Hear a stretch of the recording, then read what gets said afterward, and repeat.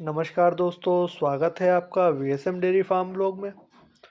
दोस्तों, पशुपालन के क्षेत्र में डेयरी की प्रशिक्षण का बहुत अहम रोल है, जिसकी कमी के कारण हमारे बहुत से पशुपालक भाई आर्थिक नुकसान उठाते हैं। दोस्तों, इसी चीज़ को ध्यान में रखकर हमने पशुपालकों के लिए डेयरी प्रशिक्षण की एक सीरीज़ तैयार की है, जिसको हम समय समय पर पोस्ट करेंगे। दोस्तों, इस सीरीज़ में आपको डेयरी से जुड़े सभी टॉपिक्स के ऊपर ट्रेनिंग दी जाएगी, जिसका लाभ उठाकर आप पशुपालन के क्षेत्र में अग्रणी बन सकते हैं।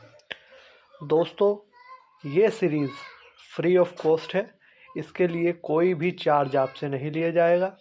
सिर्फ आपका समय जो है वो इस वीडियो को देखने के लिए लगेगा। तो अपने समय का सही उपयोग करते हुए इन वीडियोस का फ़ायदा उठाएं। और इसी के साथ हम डिस्क्रिप्शन में एक व्हाट्सएप के फ्री चैट ग्रुप को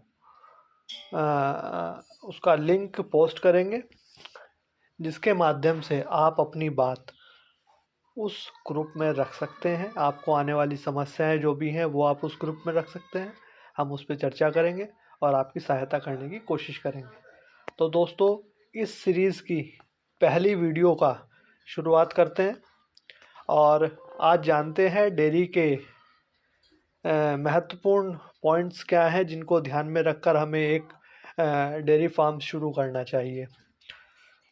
दोस्तों, सबसे पहले तो जिन भी भाइयों को पशुपालन करना है, एक व्यावसायिक डेयरी फार्म खोलना है, उन्हें पशुओं के प्रति प्रेम होना चाहिए, उनसे लगाव होना चाहिए। ये डेयरी फार्म के लिए एक ज़रूरी पॉइंट है। अगर आपका इंटरेस्ट ही एनिमल्स में नहीं होगा तो आप फार्म के अंदर जाओगे ही नहीं, उसको देखोगे ही नहीं, और नहीं देखोगे तो फार्म तो लॉस में जाएगा। सबसे पहले इंटरेस्ट है, उसके बाद में आपने जो अपना प्रोडक्ट आपके पास जो आएगा, दूध से बने उत्पाद और एनिमल का वेस्ट, इसके लिए मार्केट देखना है। वेस्ट तो आप अपने खेत में भी डाल सकते हैं, लेकिन दूध और दूध से बने उत्पादों के लिए आपको एक मार्केट की आवश्यकता होगी। तो आप अपने मार्केट को एनालाइज करें, वहाँ पे किस तरीके से दूध आता है, उस दूध की क्वालिटी क्या है और उसका रेट क्या है। इन सब चीज़ों को ध्यान में रख के ही आपने अपनी स्ट्रेटजी बनानी है। इसके बाद आपने पशुओं के लिए दाने चारे की व्यवस्था करनी है। दाना आपके आसपास आसानी से उपलब्ध हो जाए और चारा आपको अपने खेत में तैयार करना है। दोस्तों, ग्रीन फोडर होगा या साइलेज होगा, ये डिपेंड करेगा पशु की दूध उत्पादन क्षमता के ऊपर। चूँकि व्यावसायिक पशुपालन करने में सबसे सहज जो चारा है वो साइलेज ही है, जो वर्ष भर आपके पास उपलब्ध रहता है और उससे पशुओं को नुकसान भी बहुत कम होता है। या मैं कहूँ, अगर आपने सही साइलेज का इस्तेमाल किया है तो उस पशुओं को नुकसान नहीं होता, पशुओं को बहुत ही उसके लाभ मिलते हैं। इसके बाद आपने डेयरी फार्म के शेड का डिज़ाइन कैसा हो, उस शेड के अंदर पशुओं के लिए क्या क्या सुविधाएं हैं, इसका निर्धारण करना है। सुविधाओं के तौर पे शेड पक्का और कच्चा दोनों हो सकता है, लेकिन बेसिक सुविधाएं जो हैं पशुओं को मिलनी चाहिए, इस चीज़ का आपने ध्यान रखना है। यदि आप एक्जोटिक ब्रीड्स के ऊपर जाते हैं तो उन्हें सही टेम्परेचर मिले, ये आपको ध्यान में रख के ही एक्जोटिक ब्रीड को रखना है। दोस्तों, ये कुछ पॉइंट थे जो आपने ध्यान में रखने हैं। इसके अलावा जब फार्म चलता है, वो रनिंग स्टेज में होता है, तो उसमें अलग अलग समस्याएं आती हैं। अलग अलग समस्याओं के लिए अलग अलग निवारण है। कई बार बीमारियों के प्रकोप हो जाते हैं तो उसके लिए वैक्सीनेशन है। कई बार दूध कम होने की स्थिति में आर्थिक नुक्स आर्थिक तौर पे फार्म कमज़ोर होता है तो आपने बैकअप मनी रखना है।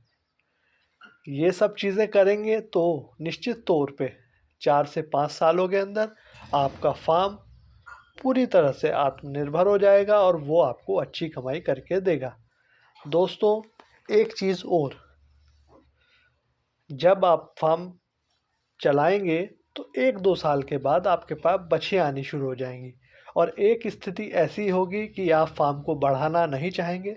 उस समय आपके पास पशुओं को बेचने के लिए एक मार्केट या ऐसा व्यक्ति जो पशुओं का व्यापार करता है वो आपके संपर्क में हो, ताकि आप आसानी से अपने पशुओं को बेच सकें। इसके साथ ही आप वर्चुअल तरीके से भी अपने पशुओं को सेल कर सकते हैं। समय समय पे अपने फार्म की अपडेट्स सोशल मीडिया पर डालते रहें। ये सब चीज़ें जो हैं वो बड़ी आवश्यक हैं एक फार्म को चलाने के लिए। साथ ही एक अच्छा वेटनेरियन आपके संपर्क में होना चाहिए और कुछ बेसिक चीज़ों का ज्ञान आपको भी होना चाहिए, ताकि आप समय पर अपने पशुओं का प्रारंभिक उपचार कर पाएँ। दोस्तों, ये कुछ महत्वपूर्ण चीज़ें थी जिनको आपको ध्यान में रखना है। अब हम इस वीडियो को एंड करेंगे और अगली वीडियो में हम शुरुआत से एक टॉपिक को लेकर चलेंगे।